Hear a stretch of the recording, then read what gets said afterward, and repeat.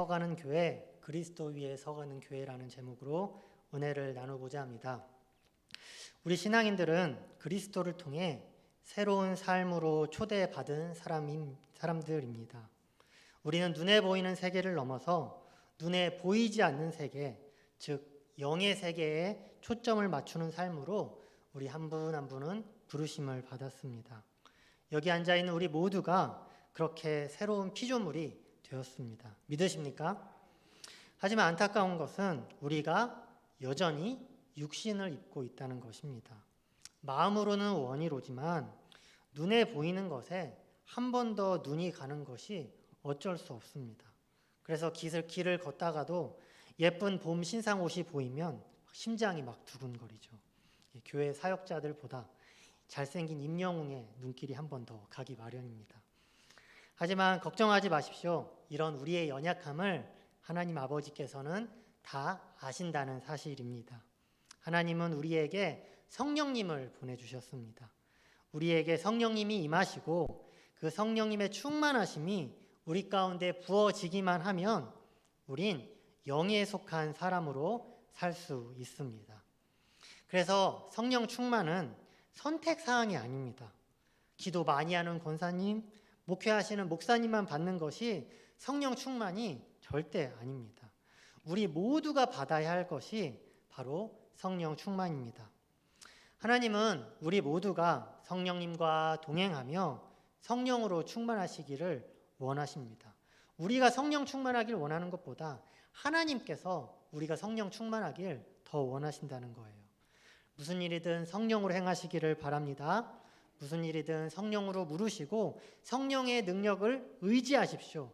그것이 바로 성령 충만의 첫 발걸음입니다. 그럴 때 우리는 육신의 삶이 아니라 하나님께서 기뻐하시는 복된 삶을 살아갈 수 있습니다.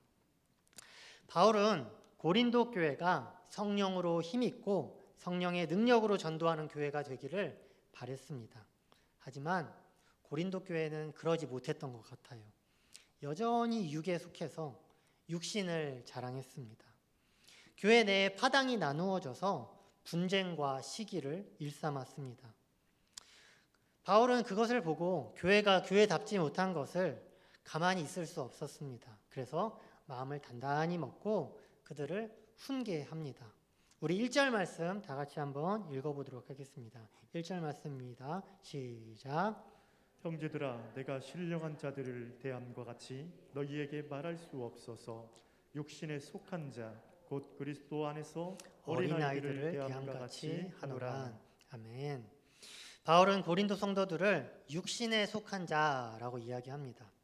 바울이 여기서 말하는 육신에 속한 자는 영적으로 미숙한 상태에 있는 사람을 의미하는 단어입니다. 고린도 교인들은 신앙생활을 오래 해왔지만 여전히 영을 따르지 않고 육신에 머물러 있었습니다. 바울은 그런 그들을 어린아이다라고 이야기하고 있죠. 여러분 속담을 아시겠지만 서당께 3년이면 풍어를 읊는다라는 말이 있습니다. 하지만 이 말은 신앙생활에는 적용되지 않는 속담입니다.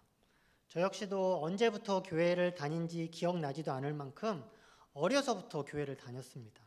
교회도 거의 빼먹지 않고 수련회도 거의 다 참석했던 것 같아요. 하지만 예수님을 인격적으로 만나기 전 10몇 년 동안의 그 시간 동안 저는 영적으로 갓난아기의 삶을 살았습니다. 여러분은 어떠십니까? 신앙생활을 몇 년 했는지 그것이 중요하지 않습니다. 영적으로 내가 성장해 나가고 있나? 그거를 보셔야 합니다. 어제보다 오늘, 작년보다 올해 믿음이, 신앙이 성장해 나갈 수 있는 우리 성도님들이 되길 주님의 이름으로 축복합니다. 그럼 육신에 속한 사람, 영적으로 어린아이와 같은 사람의 특징은 무엇일까요? 말 그대로 영적인 것에 관심을 두기보다 눈에 보이는 육적인 것에 더 마음을 쏟는 사람, 그것이 바로 육적인 사람입니다. 가끔 유초등부 아이들이 이렇게 먹을 것을 가지고 있으면은 가까이 가가지고 목사님 하나만 줘봐 이렇게 한번 꼬십니다. 그러면은 어떻게 반응할까요? 저학년이면 저학년일수록 잘 주지 않죠. 근데 고학년이 되면 조금씩 주는 것 같아요. 한두 살밖에 되지 않는 그 아기들은 더합니다. 부모들이 달라고 해도 절대 안 주죠.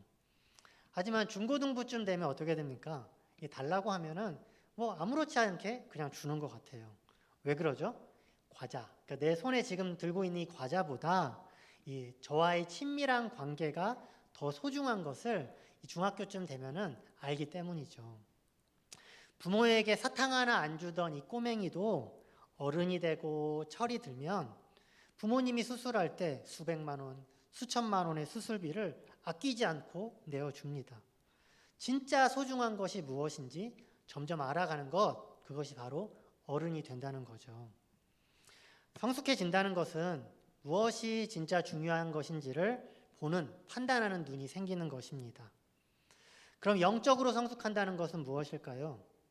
눈에 보이는 잠깐 있다 사라지는 세계보다 영속적이고 영원한 것에 가치를 두고 그것에 자신의 시간과 재정을 쏟아붓는 것, 그것이 바로 영적으로 성숙했다는 의미 아닐까요? 특별히 하나님과의 관계에 관련된 것이라면 그 무엇이든 내어놓고 내려놓을 수 있는 사람이 되는 것, 그것이 바로 영적인 어른이 되어간다는 의미입니다. 그래서 영적으로 성숙한 사람은 하나님과 더 친밀한 관계를 갖기 위해서 수십 년 동안 해왔던 죄악된 것들과 결별할 수 있습니다. 하나님께 순종하기 위해 자신의 소중한 것들을 내어드립니다. 그게 재정이 되었든 자존심이 되었든 자신의 비전과 꿈이 되었든 말이죠. 우리 에베소서 4장 13절 말씀 다 같이 한번 읽어보도록 하겠습니다. 4장 13절입니다. 시작. 우리가 다 하나님의 아들을 믿는 것과 아는 일에 하나가 되어 온전한 사람을 이루어 그리스도의 장성한 분량이 충만한 데까지 이르리니. 아멘. 우리 골로새서 1장 28절 읽어보도록 하겠습니다. 시작. 우리가 그를 전파하여 각 사람을 권하고 모든 지혜로 각 사람을 가르침은 각 사람을 그리스도 안에서 완전한 자로 세우려 함이니. 아멘. 저와 여러분의 믿음이 장성한 분량에까지 자라나기를 소망하시기를 바랍니다. 완전한 자로 세워나가는데 여러분의 소망을 두시기를 바랍니다. 그냥 죄 하나 안 짓기 위해서 아둥바둥하는 그런 존재가 아니라 신앙을 살아가면 살아갈수록 장성한 분량, 어른이 되고 정말 믿음이 정말 그 꼭대기까지 자라날 수 있는 그런 목표를 세우시고 달려갈 수 있는 우리 성도님들이 되기를 바랍니다. 그것이 바로 하나님께서 저와 여러분에게 바라는 바입니다. 아이들의 키가 크지 않으면 부모는 걱정하기 마련이죠. 저도 제 어머니께서 걱정을 상당히 많이 하셨습니다. 제가 중학교 들어갈 때 키가 130이 조금 넘었어요. 정말 작았던 거죠. 그래서 교복이 너무 커서 제일 작은 걸 맞춰도 교복이 거의 제 마이가 무릎에 달랑말랑 했을 정도로 거의 끌고 다녔었던 것 같아요. 그래서 저는 지금 제 키에 아주 만족하고 감사해하고 있습니다. 부모님들이 아이들의 키가 크지 않으면 키 크는 약도 먹이고 한약도 막 다려서 먹입니다. 저도 좀 먹었어요. 아시겠지만 그 약이 한두 푼 하는 게 아니잖아요. 애들 뭐 젤리 같은 거 먹이는데 정말 별거 아닌데 홍삼만큼 비싸요. 네, 굉장히 비쌉니다. 그 몇 센치를 위해서 돈을 아낌없이 냅니다. 그걸 아예 하지 말라는 게 아닙니다. 키 크면 당연히 좋죠. 하지만 우리의 영적인 성장을 위해서, 우리 자녀들의 영적인 성장을 위해서 더 큰 대가를 지불해야 할 수 있지 않을까요? 우리가 정말 눈에 보이는 키를 위해서 그렇게 돈을 쓰는 것만큼 저의 신앙을 위해서, 여러분들의 자녀의 신앙을 위해서 돈을 쓰시고 시간을 쓰시고 기도를 쓰실 수 있길 주님의 이름으로 축복합니다. 보이는 것보다 보이지 않는 것에 더 영원하고 죽어서도 가져갈 수 없는 것에 삶의 무게 중심을 드릴 수 있길 주님의 이름으로 축복합니다. 고민하세요. 내 시간과 내 재정이 어느 쪽에 더 많이 쓰이고 있지? 한번 고민하시기를 바랍니다. 내 삶의 중심이 눈에 보이는 것에 더 많이 있나? 아니면 눈에 보이지 않는 영원한 것, 특별히 하나님과의 관계를 위해서 내 시간과 재정이 많이 쓰고 있나? 한번 돌아보시고 그곳의 중심을 조금씩 드릴 수 있는 우리 성도님들이 되길 주님의 이름으로 축복합니다. 육신에 속한 고린도 성도들은 많은 문제를 가지고 있었습니다. 영에 속해야 할 성도가 여전히 육에 속해 있으면 교회는 문제가 많이 일어날 수밖에 없습니다. 가장 큰 문제는 오늘 고린도 교회에서 나타난 가장 큰 문제는 뭐냐면 서로 안에 다툼과 분쟁이 있었다는 것입니다. 우리 3절 다 같이 한번 읽어보도록 하겠습니다. 3절입니다. 시작. 너희는 아직도 육신에 속한 자로다. 너희 가운데에 시기와 분쟁이 있으니 어찌 육신에 속하여 사람을 따라 행함이 아니리요. 아멘. 여러분, 육신에 속한 사람들 안에는 분쟁과 다툼이 일어나는 것이 너무나도 당연합니다. 육에 속한 것들, 세속적인 것들은 모두 유한합니다. 그렇죠? 한정적일 수밖에 없습니다.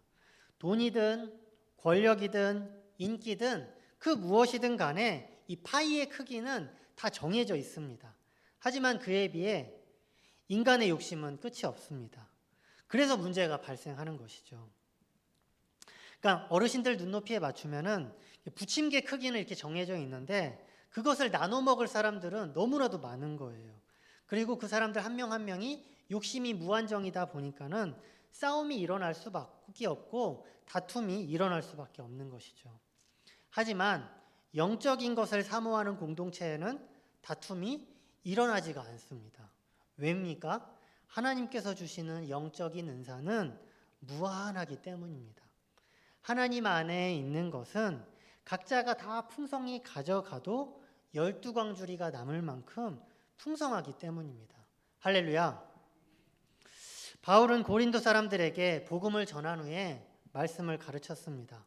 신앙적으로 미숙한 이들이었기 때문에 깊은 진리로 가르칠 수가 없어서 기본적인 것들을 가르쳤던 것 같아요. 교회가 어느 정도 세워진 후에 바울은 아볼로에게 교회를 맡기고 다른 곳에 나가서 순회 선교를 막 했습니다. 그런데 이 바울의 후계자였던 아볼로가 이 가르치는 탤런트가 있었던 거예요. 그리고 바울은 기본적인 것들을 가르쳤는데 아볼로는 이제 기본이 됐으니까 좀 더 성숙한 것들을 가르쳤겠죠. 가르침에 문제가 없었을 것입니다. 하지만 이 육에 머물러 있던 고린도 교회 성도들이 아볼로와 바울을 막 비교하기 시작한 거예요. 나중에 막 당파를 나눠가지고 야, 바울이 낫지. 그래도 바울 아볼로보다 먼저 복음을 전한 사람인데 당연히 바울이 낫지. 근데 또 아볼로는 야, 바울보다 아볼로가 훨씬 더 잘 가르쳐 하면서 막 싸우기 시작한 것입니다. 우리 4절 한번 읽어보도록 하겠습니다. 4절입니다. 어떤 이는 말하되 나온 바울에게라 하고 다른 이는 나는 아볼로에게라 하니 너희가 육의 사람이 아니리요. 아멘. 처음에 아마 비교만 했겠죠. 그런데 나중에 싸우다 보니까 어떻게 된 거죠? 바울을 옹호하던 사람들은 바울이 공격당하면 내가 공격당하는 것처럼 기분이 나쁘고 막 화가 나는 거예요. 아볼로 쪽 사람들은 또 아볼로 쪽 사람에게서 그렇게 된 거죠. 정작 아볼로와 바울은 서로 사랑하고 서로 섬기는 관계였는데 그렇게 서로 싸우게 된 겁니다. 마치 나훈아와 남진 관계 같은 거죠. 처음에는 막 각자가 남진이 더 잘생겼지. 나훈아는 노래를 잘 불러. 막 이렇게 했을 거예요. 그런데 시간이 흐르면서 남진 팬들은 나훈아한테 야, 소도둑놈처럼 생기지 않았냐? 막 이렇게 얘기하고 나훈아 팬들은 남진 팬들에게 야, 기생 오라비처럼 생기지 않냐? 돼지 멱다는 소리 들리지 않냐? 이러면서 막 싸웠다고 하잖아요. 한정적인 이 세상에 우리가 소망을 두면, 마음을 두면 결국 싸움이 일어날 수밖에 없고 분쟁이 날 수밖에 없습니다. 특히 자존심이 상하면 진짜 별거 아닌 거에도 철천지 원수가 되는 것들을 교회 안에서도 많이 볼 수가 있었습니다. 교회 안에서 종종 원수가 되는 경우를 보면은 정말 별거 아닌 것 같다가 싸우는 경우를 봐요. 제가 예전에 속했던 교회에서는 권사님 두 분이 굉장히 막 정말 철천지 원수 같은 거예요. 그 주변 사람들한테 물어봤습니다. 왜 저렇게 싸우셨어요? 물어보니까는 김 권사님은 주일날 김칫국을 끓이려고 했는데 이 최 권사님은 된장국을 끓이길 원하셨다는 거예요. 그러니까 그것 때문에 싸웠다는 거예요. 그것 때문에 그 전까지는 너무나도 좋은 관계였는데 그 별거 아닌 것 때문에 철천지 원수가 졌다는 거 아니겠습니까? 바울은 그렇게 육적인 것에 중심을 두는 이 고린도 교회 성도들에게 책망하면서 이야기하고 있는 거예요. 5절부터 7절까지를 한번 다 같이 한번 읽어보도록 하겠습니다. 시작. 그런즉 아볼로는 무엇이며 바울은 무엇이냐? 그들은 주께서 각각 주신 대로 너희로 하여금 믿게 한 사역자들이니라. 나는 심었고 아볼로는 물을 주었으되 오직 하나님께서 자라게 하셨나니 그런즉 심는 이나 물 주는 이는 아무것도 아니로되 오직 자라게 하시는 이는 하나님뿐이니라. 아멘. 여러분 여기 5절을 보면은 이 사역자들이라는 단어가 나오죠. 사역자들. 여기서는 이 사역자들이라고 번역이 돼서 마치 굉장히 귀한 역할을 하는 것처럼 쓰이는 단어처럼 보이는데 원어의 뜻을 보면은 물 떠오는 하인 그리고 식탁 옆에서 시종을 드는 시종이라는 의미를 뜻하는 의미 단어입니다. 다시 말하면 아볼로나 바울이나 결국 하인일 뿐이라는 것이죠. 하인. 고린도 교회 너희를 자라게 하시는 이는 나도 아니고 아볼로도 아니고 오직 하나님이셔. 그러니까 하나님께 시선을 둬라라고 말씀하고 있는 것입니다. 여러분 신앙생활이라는 게 어쩔 수 없이 사람을 볼 수밖에 없는 구조입니다. 앞에 나서서 전하는 사람도 있고 찬양을 인도하는 사람도 있기 때문에 사람을 볼 수밖에 없습니다. 필요할 때마다 나에게 도움을 주는 사람들이 있기 때문에 사람을 볼 수밖에 없는 구조입니다. 하지만 그 사람에게 우리가 집중하게 되면 조금씩 문제가 생기기 시작하는 거죠. 사람에게 시선을 두면 종착지는 둘 중에 하나인 것 같아요. 그 사람이 하나님보다 더 섬기게 되는 우상이 되거나 더 의지하는 우상이 되거나 아니면 그 사람한테 나중에 실망하게 돼서 교회를 떠나게 되거나 이 둘 중에 하나인 것 같습니다. 안양 중앙교회 오면서 굉장히 감사한 게 성도님들이 정말 너무나도 잘 섬겨주신다 이런 것들을 많이 경험합니다. 저도 뭐 예기치 않게 코로나로 격리되어 있었을 때 이것을 어떻게 다 먹지 싶을 정도로 우리 성도님들이 먹을 것들을 막 많이 갖다 주셨어요. 굉장히 많이 감동을 했습니다. 야, 내가 뭐가는데 이렇게까지 많이 주시지 싶을 정도로 감사하고 굉장히 고마웠습니다. 그런데 이렇게 섬겨주시고 챙겨주시되 사람에게 소망을 두시지는 마시기를 바랍니다. 그냥 기도해 주시고 기대만 해 주시지 여러분의 시선이 사람에게 두지는 마시기를 바랍니다. 다만 여러분의 소망은 오직 하나님께만 두실 수 있길 주님의 이름으로 축복합니다. 교회는 사람이 세우는 곳이 아니에요. 교회는 하나님이 세우시는 곳입니다. 특히 분쟁하고 다툼이 일어나는 마음이 생길 때 그 상대방을 하나님의 눈으로 볼 수 있길 기도하실 수 있기를 바라요. 인간적인 눈으로 옆 사람을 보면 밉고 판단이 될 수밖에 없어요. 처음엔 다 좋죠. 처음이 다 좋은데 어느 순간 말 한마디에 감정이 상하고 그러면 그 사람을 향해서 언제까지만 해도 되게 좋았었는데 갑자기 마음이 틀어져서 미운 마음이 들고 판단하는 마음이 생기게 되는 거죠. 하지만 우리가 상대방을 볼 때 인간적인 눈이 아니라 하나님의 시선으로 바라보기 시작할 때 그 사람을 이해할 수 있고 공감도 할 수 있고 용서할 수 있게 됩니다. 할렐루야. 특히 자식들을 바라볼 때, 남편들을 바라볼 때 여러분의 눈으로 볼 수 있지 않기를 주님의 이름으로 축복합니다. 하나님의 눈으로 볼 수 있기를 바라요. 인간적인 눈으로 보면 실망할 수밖에 없지만 하나님께서 주신 그 소망의 눈으로 그 옆 사람을 바라보게 되면 기대가 되고 기도가 우러나게 되기 마련이기 때문입니다. 마지막으로 우리가 교회를 세워나갈 때 우리가 어디에 기초를 둘지, 무엇으로 교회를 세워나갈지 잘 판단할 수 있어야 됩니다. 그러니까 우리가 이 교회를 세워나갈 때 내 힘으로 세워나가는 것이 아니라 하나님께서 주신 것들로 세워나가야 한다는 것이죠. 우리 10절과 11절을 다 같이 한번 읽어보도록 하겠습니다. 10절과 11절입니다. 시작. 내게 주신 하나님의 은혜를 따라 내가 지혜로운 건축자와 같이 터를 닦아두매 다른 이가 그 위에 세우나 그러나 각각 어떻게 그 위에 세울까를 조심할지니라. 이 닦아둔 것 외에 능히 다른 터를 닦아둘 자가 없으니 이 터는 곧 예수 그리스도라. 아멘. 여러분, 바울은 내가 교회의 기초를 열심히 닦긴 했는데 중요한 것은 누가 닦았느냐가 중요한 게 아니다. 그 터 자체인 예수 그리스도께서 훨씬 더 중요하다라고 사람들에게 이야기하고 있는 것입니다. 그리고 나서 무엇을 얘기하냐면 그 터 위에 교회를 세우는 재료도 잠깐 있다 사라질 것으로 절대 세우지 말아라.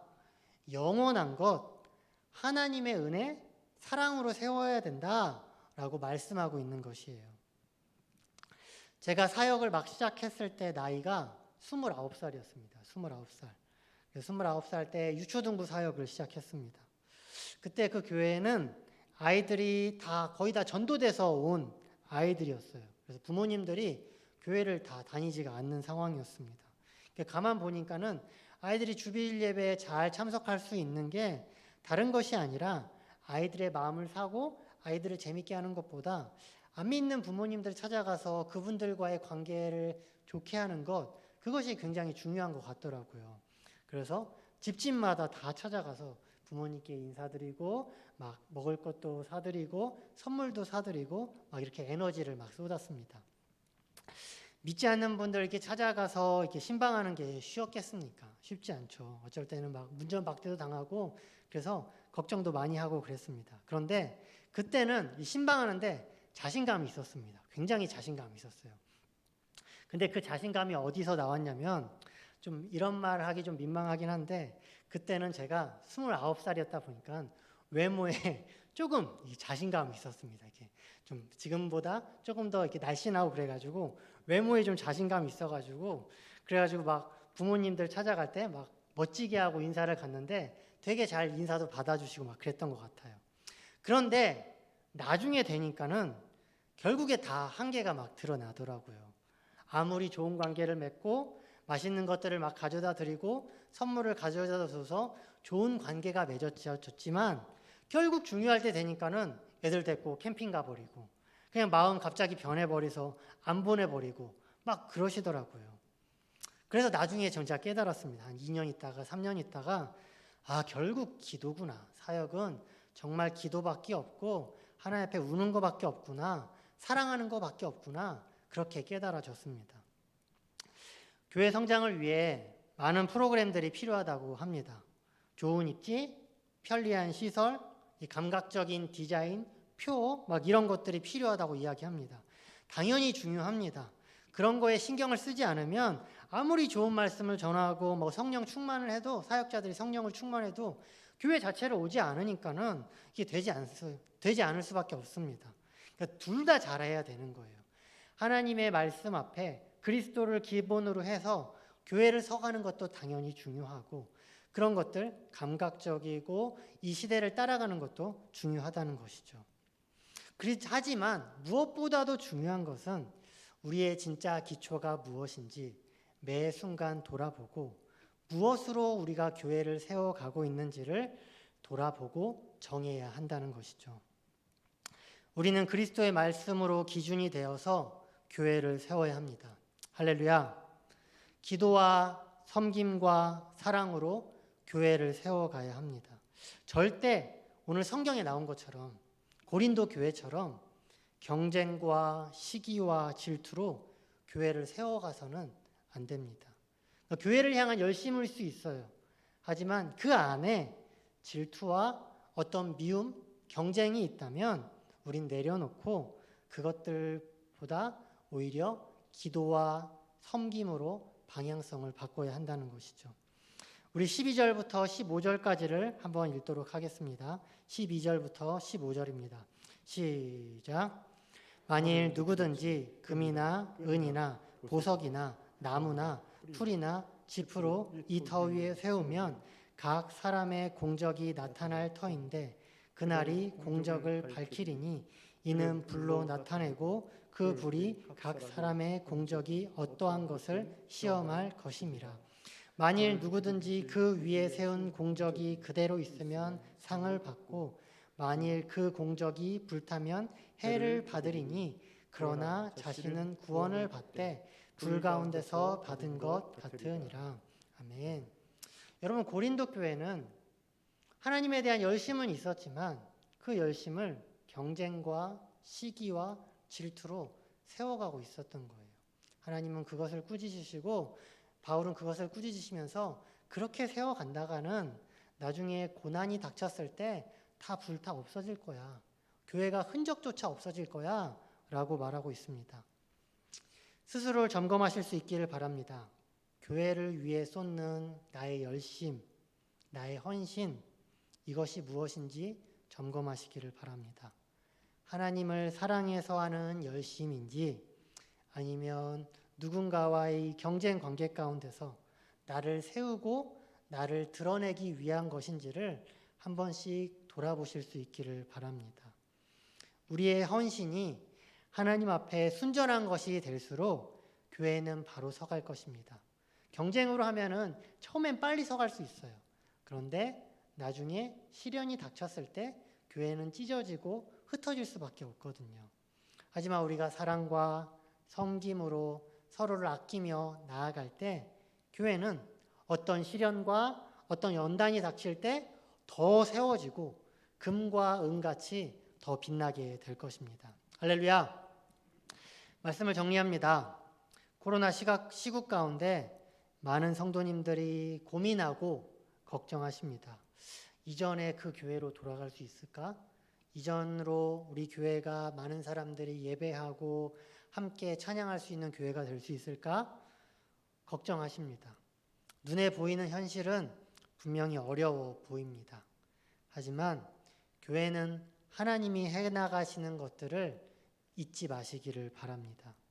결국 하나님께서 교회를 자라나게 하십니다. 그 사실을 신뢰하시기를 바랍니다. 그래서 교회를 위해서 기도하시기를 바랍니다. 그리고 그 교회가 바로 그리스도의 턱 가운데서 온전히 서가는 시간들이 되어줄 수 있도록 기도하시기를 바랍니다. 그래서 이 코로나 기간이 움츠러들지만 한 발 더 멀리 뛰기 위해서 주님 앞에 든든히 세워져 가고 비대면 영성훈련 이런 것들을 통하여서 오히려 개인의 영적인 성숙이 더 나아가는 시간이 될 수 있도록 훈련하시고 하나님께 나아갈 수 있길 주님의 이름으로 축복합니다. 그럼 이 코로나 시국이 끝났을 때 하나님 분명 일하실 것이고 하나님께서 일하시는 교회가 될 수도 있게 될 것입니다. 그렇게 되길 주님의 이름으로 축복합니다. 아멘.